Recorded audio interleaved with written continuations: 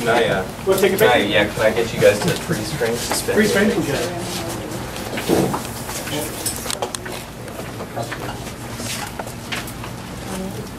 Everybody got their Actually, shots? Chris, can I get you forward a bit? Forward.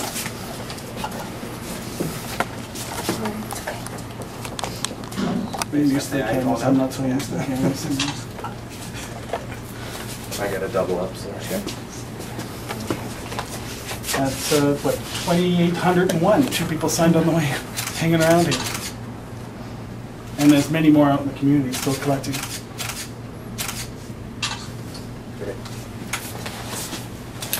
Oh, my wife wanted to make sure that you had one for the rally to go. We have the rally Saturday here at the hospital. And what else do you want? This? When do you plan on bringing the petition in to the? Well, we're back now. There's a certain format that I'm allowed to present it in. I can probably just identify that I have it. Yeah, I've written the first page, I guess, addressed. First page in here is addressed.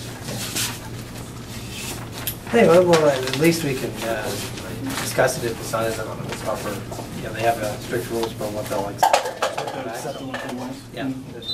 I'm just hoping that the provincial government actually will deal with something that's morally wrong, in my view, and a lot of people's view. We've got thousands of signatures as well as many people. I've had hundreds of old people. Old people seem to take really issue with this thing. This is wrong because their children, their grandchildren are not being affected by these jobs. Sure.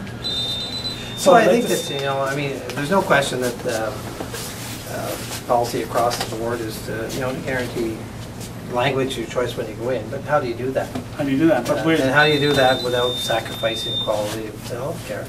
And I think that in talking to the minister and talking to the boards, there's no question you need a percentage of the frontline workers, and we talk about frontline workers here that have to be bilingual. The question, but it doesn't mean that there's some questions to be answered here. What is the actual? What's the percentage we go for? Do we go for the community percentage, or do we go for beyond that?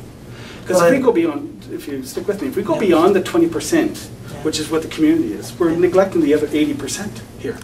And that's what I'm trying to figure out. The hospital's already at 35%. So, and plus others that have not been tested are saying is near 50%. So where we're neglecting the remaining amount of the population, the 80%. Well, I mean, part of the policies of the hospital board is to serve the community as far as healthcare and economically. And I mean, you're looking at you know, what do you need to provide service? And I think the board has to come back with a number. You know, personally, you know, it's got to be somewhat that allows them to, over those 3 shifts, operate the service in an acceptable manner. It's up to them to put that back to the community and let the community work with it and see if it's fair. You see, the hospital has claimed that it's the government's responsibility to find out. But then I've had a discussion with the minister, and it's very much their decision. And I don't say that that was maybe the feeling 6 months ago, but it certainly is. They've turned it over to the community, the board, to decide what level they need to make it work. And I'm a true believer in democracy, but what democracy is, you representation by population. So going 50% is certainly not representation of the population. No, I don't think it is either. And that's where it is I think now. it has to be something. Well, but I think the hospital board, they've got a clear message that, you know, part of their function, and if they want to deliver good health care, is generating donations in the community. And if you're looking at 80% of the community not being behind it, I think they have to look at that. And I think they are looking at it. And I've seen some changes in some of their advertising that I don't see the same ads that I saw 5 months ago. So they are working in it. I understand they're working with the unions. I've talked with a few employees. I mean, I've worked on the other side of the table where you have to negotiate with unions, and you can't change an agreement without support of both sides unanimously between contracts and during the contract. And I think that they have the opportunity now of, you know, I think their employees have an interest here, and they're supporting their employees. So I think that we should see no roadblocks there, as there might have been in the past, because I understand a couple of unions we had a problem with our unit, ONA, and Yeah. it took them 5 years to get a letter of understanding that, basically in the second paragraph, if Yeah. you look down in the letter, it indicates that the government was discriminating against the nurses. Yeah. Basically, if you read between the lines, what they're saying. And it took 5 years to get a letter of understanding. That's a long time to get a union to say, But, you 5 know, years to, we're going to This stop issue getting-" started about 4 months ago, and I would hope to see some changes.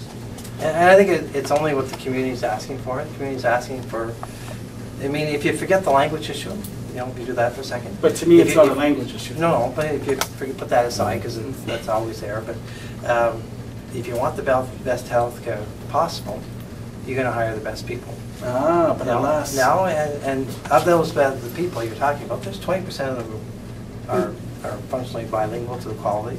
Now, you may have to spice that up a bit to make sure that there is, maybe the answer's, you don't need to put number to it, but 25% to make sure. You have to do something that makes it work.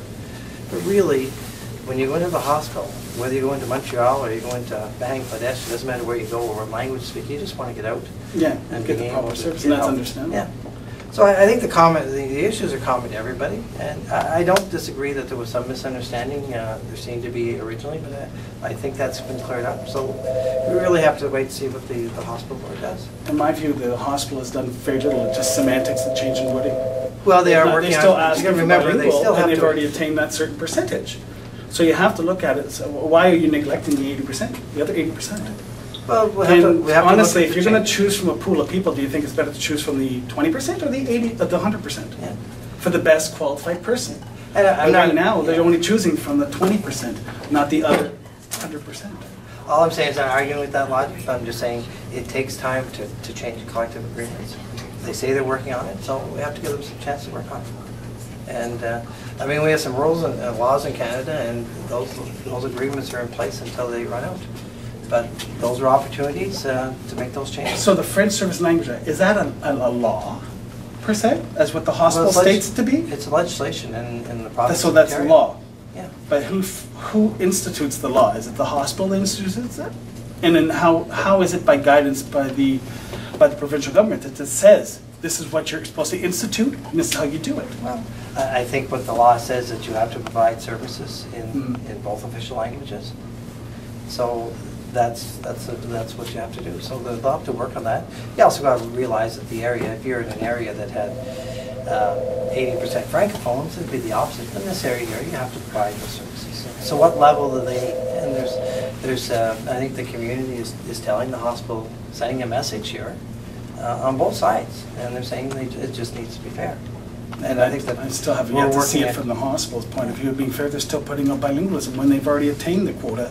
If you want to say community quota, they've well over attained it.